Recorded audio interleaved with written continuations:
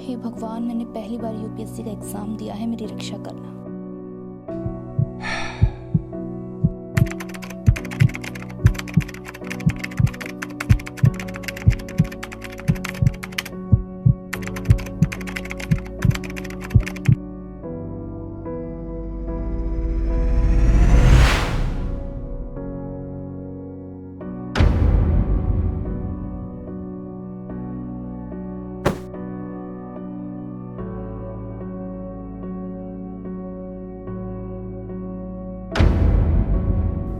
ये क्या, मैं फिर से प्रीलिम्स में फेल हो गई। 2 साल लगातार मेहनत करके भी इतने कम मार्क्स आए हैं।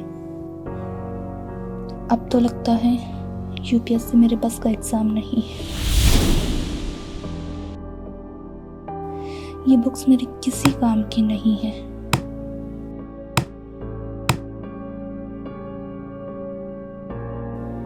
मुझे यूपीएससी का ख्याल छोड़कर गांव वापस चला जाना चाहिए।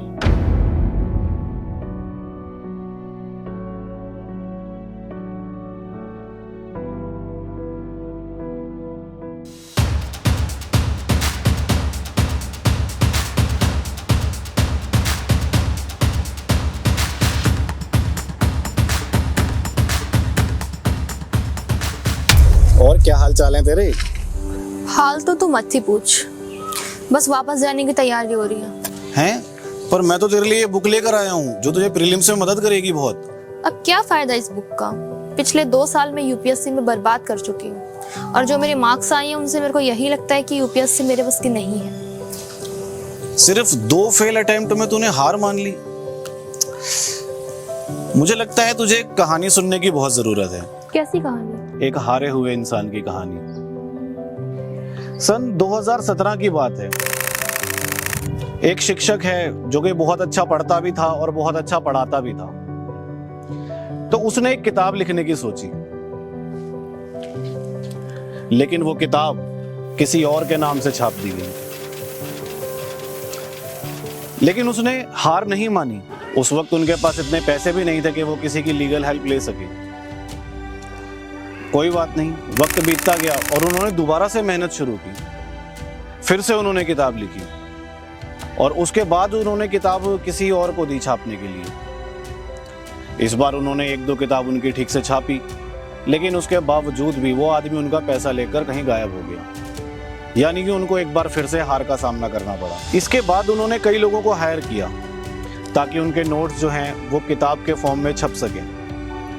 लेकिन वो लोग भी उनको गोल गोल गोल गोल घुमाते रहे, लेकिन उनका काम नहीं करके दिया। सैलरी ली और सबके सब फिर से भाग गए। यानी कि वो आदमी फिर से हार गया। फिर धीरे धीरे 2019 में जब वो अपनी किताब को छापने के बहुत करीब थे, तब अचानक से कोरोना काल आ गया। 2020 की शुरुआत में जब कोरोना का लॉकडाउन चल रहा था, तब उनके भी बिजनेस पे काफी इफेक्ट हुआ। यानी कि वो आदमी फिर से हार गया। आज 2023 में उस आदमी ने अपनी ये किताब लॉन्च कर दी है। बार बार लगातार हार के बावजूद उस आदमी ने कभी हार नहीं मानी और आज इस किताब पर उनका फोटो है।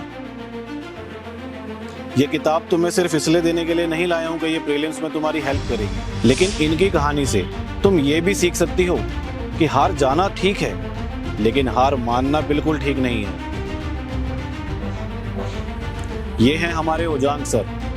और अगर तुम्हारे नंबर बहुत कम आए हैं तो मैं तुम्हें एक और राय देता हूँ, तुम उजांग सर का गुरुकुल बैच ज्वाइन करो। वहां पर एक नियमित टाइम टेबल है। अगर तुम नियम से उस टाइम टेबल को फॉलो करोगी तो मुझे यकीन है कि तुम्हारे मार्क्स भी बहुत अच्छे आएंगे।